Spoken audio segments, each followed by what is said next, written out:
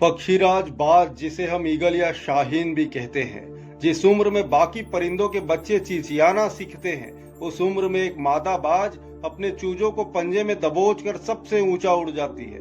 पक्षियों की दुनिया में ऐसी टफ एंड टाइट ट्रेनिंग किसी भी और की नहीं होती।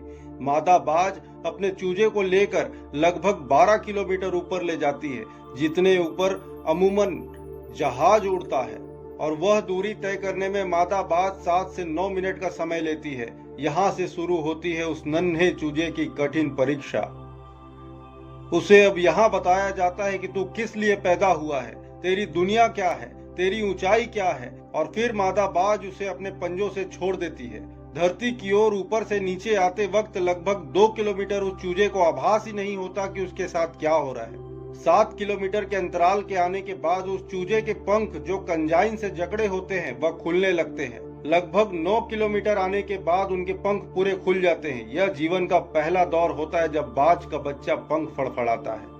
अब धरती से लगभग वो 3000 मीटर दूर है, लेकिन अभी भी वह उड़ना नहीं सीखा है। अब धरती के बिल्कुल करीब आता है जहाँ से वह देख सकता है उसके स्वामित्व को। अब उसकी पूरी दूरी धरती से महज 700 से 800 मीटर होती है, लेकिन उसका पंख अभी भी इतना मजबूत नहीं होता कि वो उड़ सके।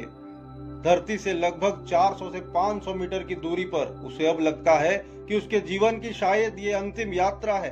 फिर अचानक से एक पंजा उसे आकर गिरफ्त में ले लेता है, अपने पंखों के दरमियान समा लेता है। यह पंजा उसकी माँ का होता है, जो ठीक उसके ऊपर चिपक कर उड़ती रहती है, और उसकी यह ट्रेनिंग निरंतर चलती रहती है जब तक कि वह उड़ना नहीं सीख जाता। यह ट्रेनिंग एक कमांडो की तरह होता है। तब जाकर दुनिया को एक बाज मिलता है जो अपने से 10 गुना अधिक वजनी प्राणी का शिकार कर सके। हिंदी में एक कहावत है, बाज के बच्चे मुंडेर पर नहीं उड़ते। बेशक अपने बच्चों को अपने से चिपका कर रखिए, पर उसे दुनिया की मुश्किलों से रूबरू कराइए।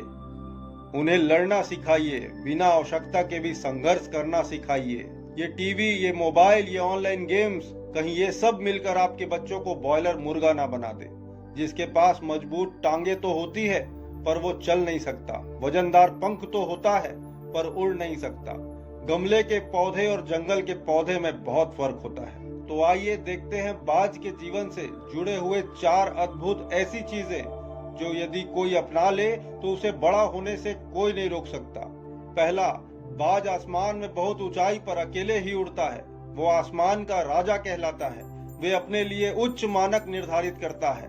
उच्च स्तर के होने पर आप भीड़ से अलग हो जाते हैं, क्योंकि सामान्य लोग हमेशा भीड़ के साथ चलते हैं, और जरूरी नहीं कि भीड़ सही दिशा में चले, और लोग क्या कहेंगे ये सोचते रहते हैं। तो आप भी उच्च मानक निर्धारित करें अपने जीवन में और बाज की तरह बने।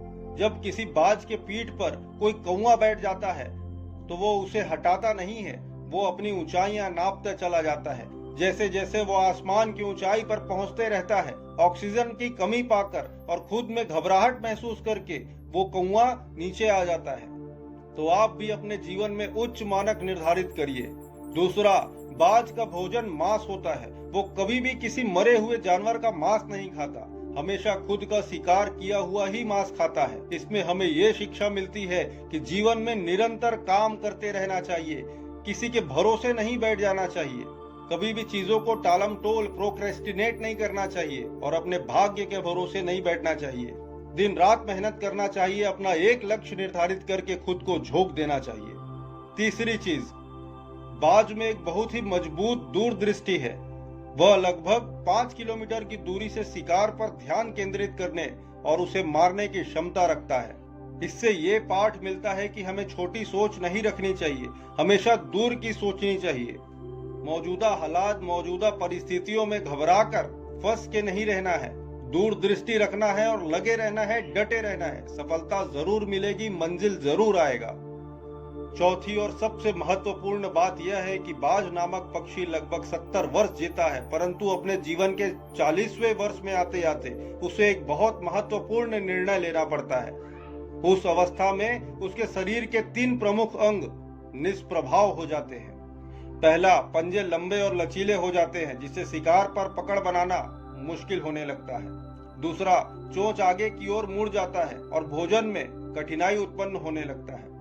तीसरा, पंख भारी हो जाता है और सिरे से चिपकने के कारण पूर्ण रूप से खुल नहीं पाता है, उड़ान को सीमित कर देता है। इस समय उसे भोजन ढूंढना, भोजन पकड़ना और भोजन खाना तीनों प्रक्रियाओं में अपनी धार खोने लगती है।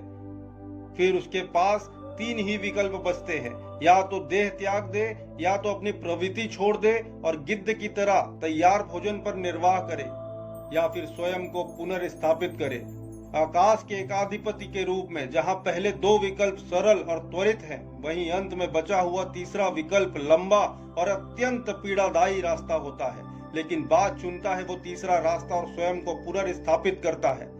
वह किसी ऊंचे पहाड़ पर जाता है और एकांत में अपना घोंसला बनाता है।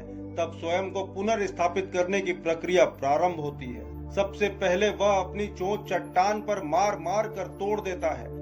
पक्षीराज के लिए चोंच तोड़ने से अधिक पीड़ादायक इस दुनिया में कुछ नहीं होता।